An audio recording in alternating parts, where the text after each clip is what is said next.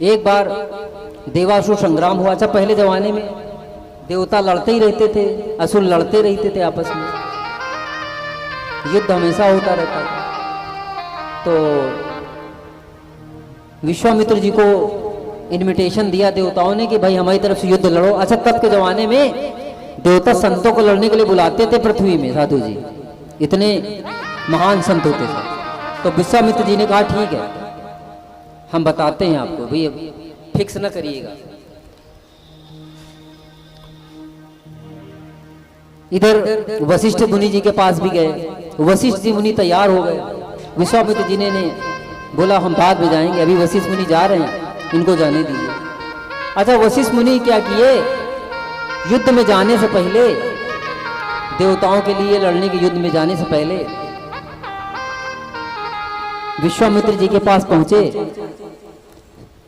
और उनसे कहा कि प्रभु, राक्षस बड़े बलवान हैं, आप अपनी 40,000 साल की तपस्या का बल संकल्प से हमें दे दो।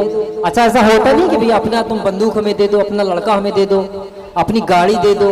तो ऐसे में संकल्प करके आयु भी दी जाती है, उम्र भी दे सकते हैं। कोई आदमी अल्पायु हो और सही शास्त्री हो, शास्त्र का जानने वाला हो, तो अपनी आयु दे सकता है किसी को, ये विधान है। काशी में एक पीठ है, अघोर पीठ, बाबा कीनाराम का, मतलब सत्य है। वहां पे जो वर्तमान गुरु हैं उनके पास ये विद्या है कि अगर किसी को उम्र, कोई मर रहा हो, कोई अपनी उम्र देना चाहे तो उनके पास उनसे निवेदन करे, अगर वो प्रसन्न हो जाए तो उम्र ट्रांसफर कर देते हैं। आज भी है, अभी है कि अभी भी की बात कर रहे हैं, अघोर पीठ में ये परंपरा आज भी है। तो ये विद्याएं हैं। तो उन्होंने कहा अपनी 40,000 साल की तपस्या दे दो। तो उन्होंने संकल्प किया और दे दी। लड़ाई हुई, देवता जीत गए, हार गए वो सब, क्या नाम है, राक्षस लोग। उन्होंने तपस्या, वशिष्ठ मुनि ने तपस्या वापस कर दी। कालांतर में फिर राक्षसों को बल बढ़ा, और जब बल बढ़ा साधु जी, तो अब की बार विश्वामित्र गए लड़ने के लिए।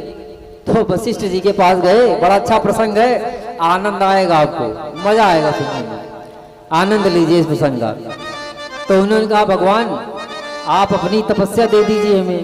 तो उन्होंने बड़ी अजीब बात कही, बोले महाराज हमारे पास 40,000 साल की तपस्या तो नहीं है, हमारे पास, हमें गुरु के साथ किया हुआ 2 पल का सत्संग है।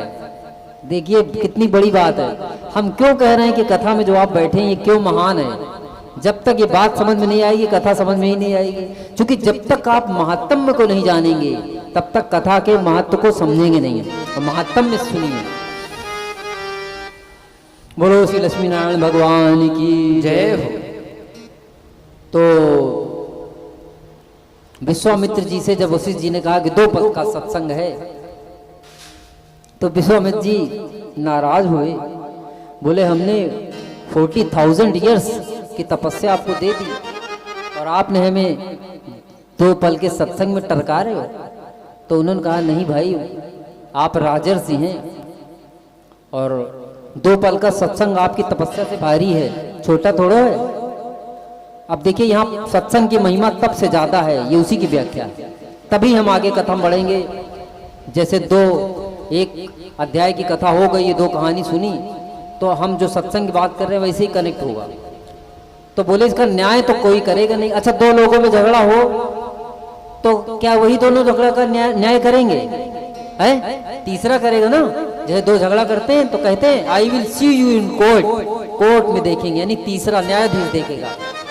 तो विश्वामित्र बोले ये फैसला तो तीसरा करेगा कि सत्संग बड़ा, तुम्हारा 2 पल का की महिमा बड़ी, 40,000 साल तपस्या की। तो बोले कहाँ चले? बोले ब्रह्मा जी के पास चलो।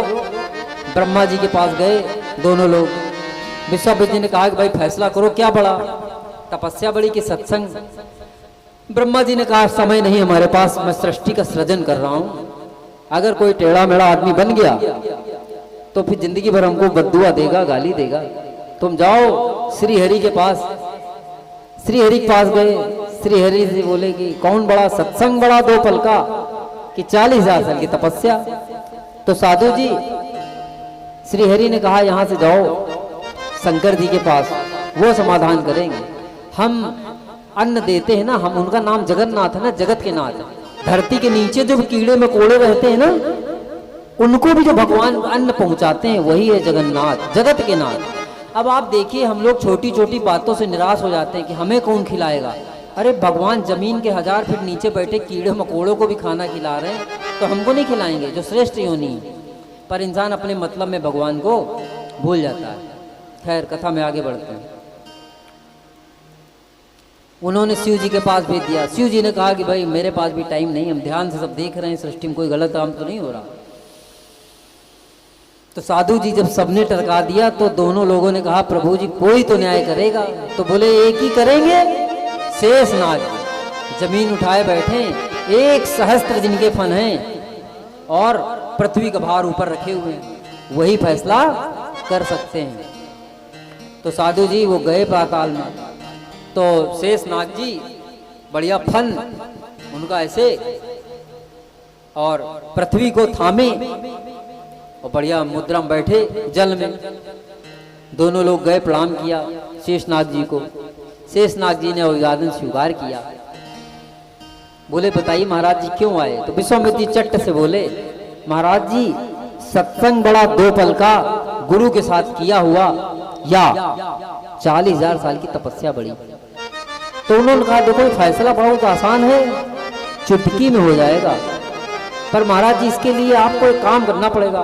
बोले कई वर्षों से हमने पृथ्वी उठा रखी है, तो हमारे फन जो है थोड़े से दब रहे, दर्द हो रहा है। तो बोले एक काम करो, पृथ्वी दोनों में से कोई एक आदमी आके साध लो थोड़ी देर के लिए, तो हम थोड़ी अंगड़ाई ले लें। तो विश्वामित्र लब से दौड़े, बोले लाओ महाराज। ऐसे हाथ किया, पृथ्वी साधी। जैसे ही भगवान शेषनाग ने 1-2 फन हटाए, 1000 फन थे ना, जैसे 1-2 फन हटाए तो विश्वामित्र जी देसी भाषा में क्या कहा थी, ज्यादा वजन धर दीन तो चिचिहाए लागी यही कहा ना, उठाए नहीं पा रहे गरुआएगी, तो ये बैठे लाग नीचे। तो वशिष्ठ जी ने अपना वो निकाला दंड और इसे बोले विश्वामित्र जी हटो, आओ किनारे आओ, हम साधे। लगा दिया दंड और पृथ्वी थमी। अब शेषनाग जी अंगड़ाई ले रहे हैं, 5 मिनट हो गया। तो विश्वामित्र कह क्या रहे हैं, अरे अब महाराज अंगड़ाई लेते लेते तब 5 मिनट हो गया आपको, तो 47, अब तो बताओ कहाँ बड़ा। तो बोले विश्वामित्र जी अब हूँ समझ में नहीं आया, कहाँ बड़ा।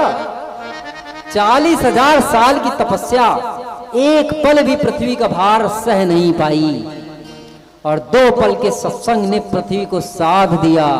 बोलो सत्संग भगवान की, ये है सत्संग की महिमा। ये जो हमारा आपका कन्वर्सेशन हो रहा है, ये महत्व है, पहले इसको समझें। जब नहीं समझेंगे तो कथा तो ऐसे ही है कि बच गई, खत्म हो गई। महत्व को जाने।